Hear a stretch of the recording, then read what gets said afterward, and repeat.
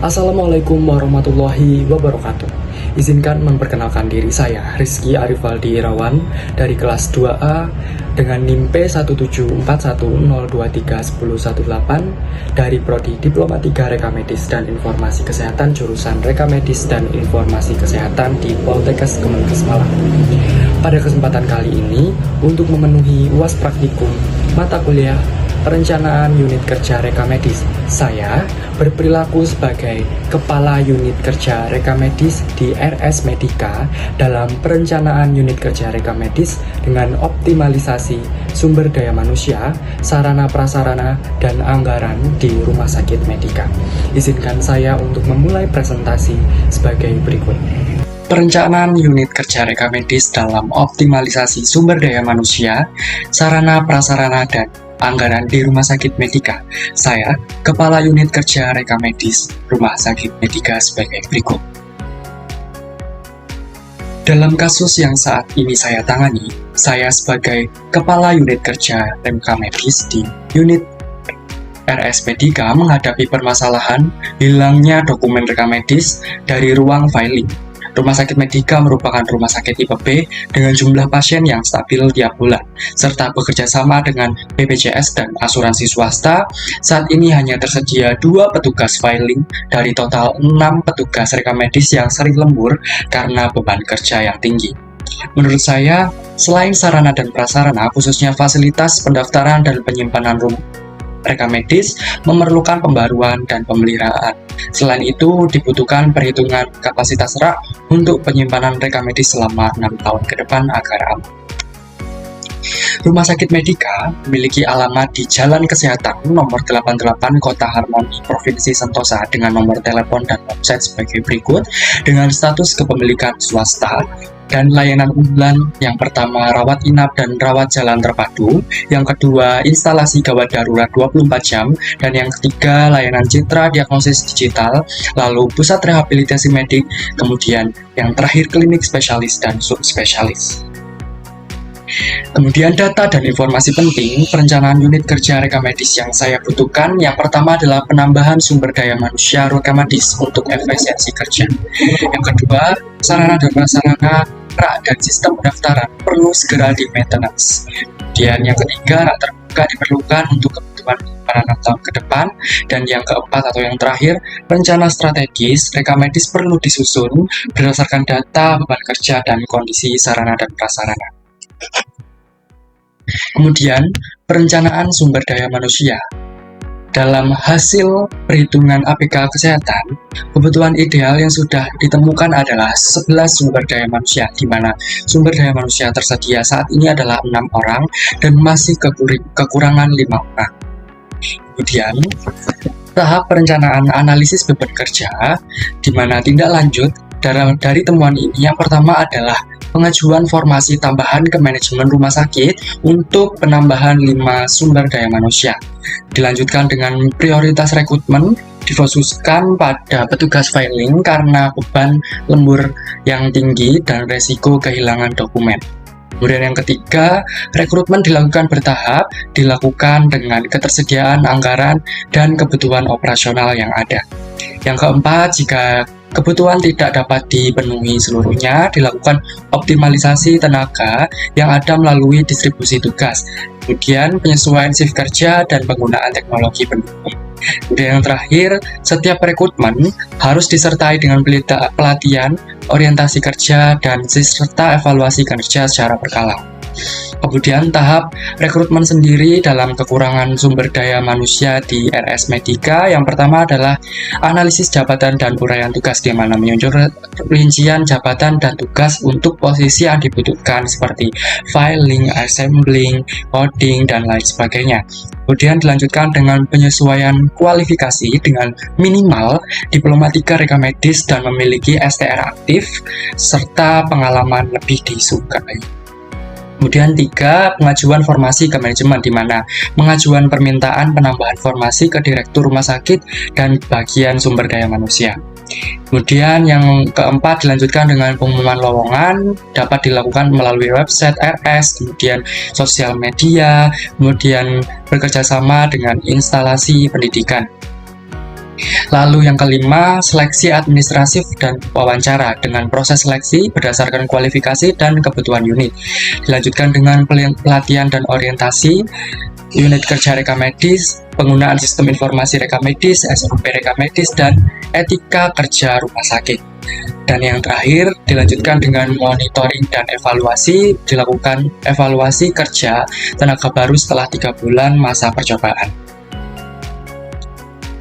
Lalu, perencanaan dan pengembangan sumber daya manusia yang dapat kita lakukan di unit kerja rekam medis. Yang pertama adalah in-house training IHT rutin, di mana materinya adalah standar pengisian rekam medis, pemanfaatan rekam medis elektronik, kemudian alur pendaftaran, kemudian alur pelayanan, serta etika kerja dengan durasi 90 menit per bulan dan dilanjutkan sesuai kebutuhan masing-masing.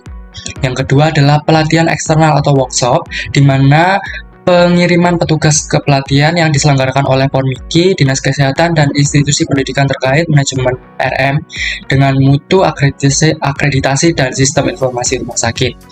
Kemudian yang ketiga, sertifikasi dan registrasi ulang STR, gunanya untuk perpanjangan STR dan dorongan bagi petugas untuk mengikuti uji kompetensi yang dilakukan oleh Permenkes. Kemudian yang keempat, coaching dan mentoring internal, di mana dilakukan oleh kepala unit kepada petugas baru atau yang berpotensi untuk peningkatan kinerja. Kemudian yang kelima adalah studi banding ke rumah sakit lain. Menurut saya ini sangat penting karena untuk meningkatkan wawasan dan praktik terbaik untuk pengelolaan rekam medis.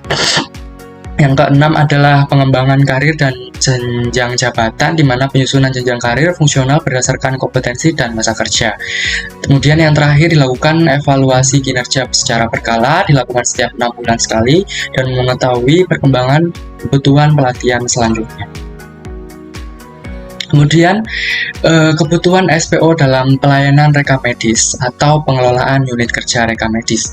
Di sini ada SPO utama, yaitu SPO pembuatan tracer, yang kedua pengambilan berkas rekam medis, kemudian yang ketiga pemilihan nomor RM sesuai rekam medis, kemudian penyimpanan berkas rekam medis, kemudian pengantaran berkas ke poli unit atau pelayanan, kemudian pengambilan berkas rekam medis, kemudian penelusuran dan penanganan berkas hilang, dan yang terakhir SPO utama untuk rapat dan koordinasi unit. Selain SPO utama, kami sebagai unit kerja rekam medis, khususnya saya sebagai kepala unit kerja rekam medis, terdapat SPO pendukung. Yang pertama adalah pengelolaan waktu lembur. Gunanya adalah untuk menentukan syarat dan alur kerja lembur. Kemudian yang kedua, pemeliharaan dan perawatan right filing. Kemudian yang ketiga, manajemen arsip inaktif, di mana ini adalah aturan pemindahan, pemusnahan, atau penyimpanan berkas rekam medis yang tidak aktif yang dalam kurun waktu 5 tahun. Kemudian penggunaan sistem informasi bila SIM RS digunakan. Kemudian yang terakhir adalah penjadwalan dan evaluasi kinerja petugas filing. Kemudian perencanaan sarana dan prasarana dalam RS Medika. Pada kesempatan kali ini saya ingin merencanakan untuk yang pertama rak penyimpanan dokumen rekam medis, di mana berdasarkan prediksi jumlah dokumen rekam medis selama 6 tahun dibutuhkan hanya 1 rak dengan jenis rak besi terbuka. Contohnya adalah seperti di gambar. Lalu yang kedua adalah peralatan penunjang filing, di mana dibutuhkan troli khusus mengangkut dokumen rekam medis antar ruang, lalu labeling tool seperti printer, label barcode, dan label agar label tahan lama. Kemudian dibutuhkan map dan tracer dokumen rekam medis. Yang ketiga, untuk kebutuhan perangkat dan teknologi, khususnya pastinya komputer dengan sistem aplikasi filing digital, kemudian barcode scanner untuk pelacakan dokumen rekam medis, dan yang terakhir UPS untuk backup sistem jika listrik padam, karena kita membutuhkan ini untuk jaga-jaga seperti itu. Lalu dilanjutkan dengan peralatan maintenance dan keamanan. Yang pertama adalah lemari besi tahan api untuk menyimpan dokumen rekam medis yang penting, kemudian APAR di ruang filing, kemudian alat pemantau suhu dan kelembapan ruangan. Untuk contoh seperti ini di gambar. Lalu sarpras pelayanan pendaftaran. Yang pertama adalah meja dan kursi ergonomis untuk petugas.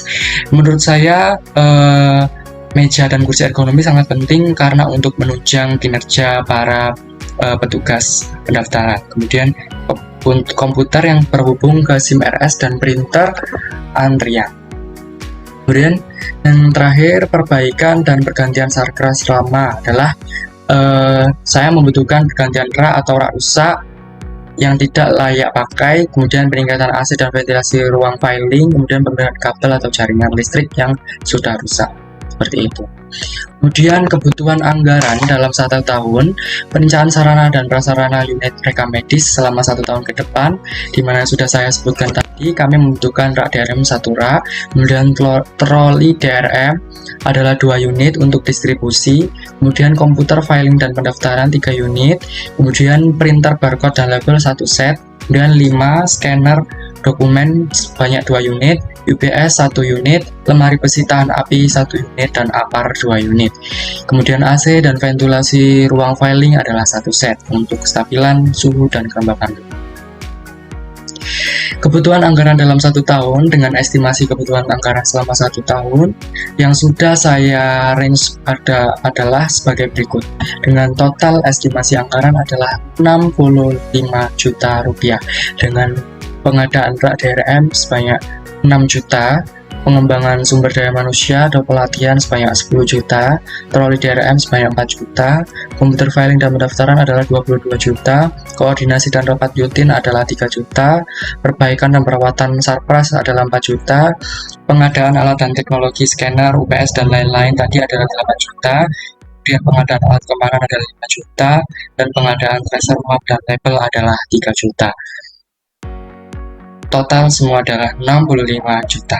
Dengan anggaran ini diharapkan kebutuhan sarana, semua sarpras dan segala lain sebagainya sudah terpenuhi dan daya yang sudah saya anggarkan ini juga terserap seluruhnya tanpa ada kekurangan ataupun kelebihan. Mungkin itu yang dapat saya sampaikan, kurang lebihnya saya mohon maaf. Semoga bermanfaat. Terima kasih atas perhatiannya. Wassalamualaikum warahmatullahi wabarakatuh.